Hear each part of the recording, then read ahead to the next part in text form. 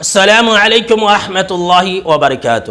حمیدً و مصلیًا اما بعد، برادران اسلام، رمضان کے اس درس کے اندر آج میں آپ کو رمضان مہینے کی 28 خصوصیات بتلانے والا ہوں۔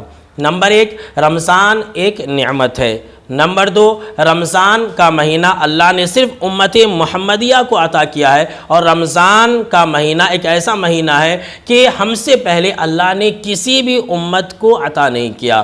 اسی لیے رمضان ہمارے لیے ایک احسان عظیم ہے، ایک بہت بڑا اللہ کی طرف سے عطیہ ہے، گفٹ ہے اور ہدیہ ہے۔ نمبر 3، رمضان کے مہینے کا دوسرا نام صبر کا مہینہ ہے۔ نمبر 4، رمضان کا مہینہ ایک ایسا مہینہ ہے کہ جو انسان بھی اس مہینے کے مکمل روزے کو رکھے گا، اللہ اس کے دل سے کینہ، کپٹ، حسد، بغض اور عداوت اور ہر طرح کی جو بیماریاں ہیں، جو شیطانی وسوسے ہیں، ان تمام بیماریوں کو دور کر دے گا۔ سبحان اللہ، کیسا عظیم مہینہ ہے۔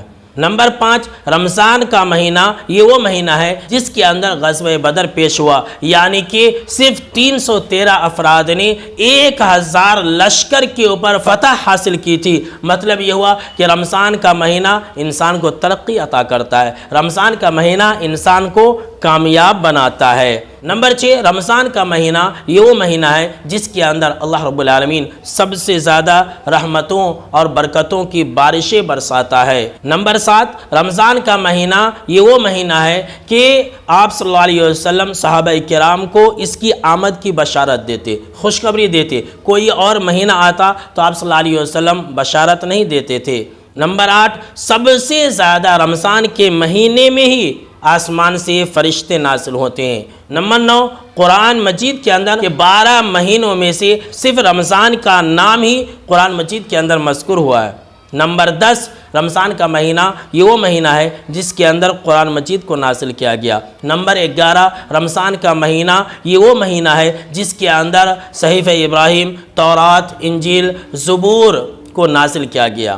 نمبر 12، رمضان کا مہینہ یہ وہ مہینہ ہے جس کے اندر ایک رات 1000 مہینوں سے بہتر ہے، یعنی 83 سال 4 ماہ کے برابر ہے۔ نمبر 13، رمضان کا مہینہ یہ وہ مہینہ ہے کہ جس کے اندر موت اور حیات کے فیصلے کیے جاتے ہیں، رزق کے فیصلے کیے جاتے ہیں، زندگی کے فیصلے کیے جاتے ہیں۔ ہر چیز کا فیصلہ رمضان کے مہینے طاق رات میں کی جاتی ہے، اور یہ قرآن مجید کے اندر مذکور ہے۔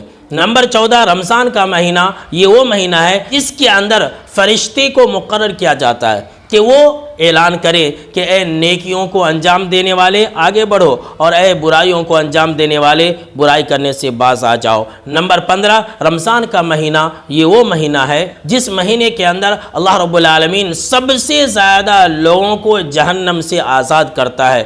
نمبر 16، رمضان کا مہینہ یہ وہ مہینہ ہے جس کے اندر اللہ رب العالمین دعاؤں کو قبول فرماتا ہے۔ رات اور دن کے ہر حصے میں اللہ رب العالمین دعاؤں کو قبول فرماتا ہے، لہٰذا خوب دعا کیا کرے۔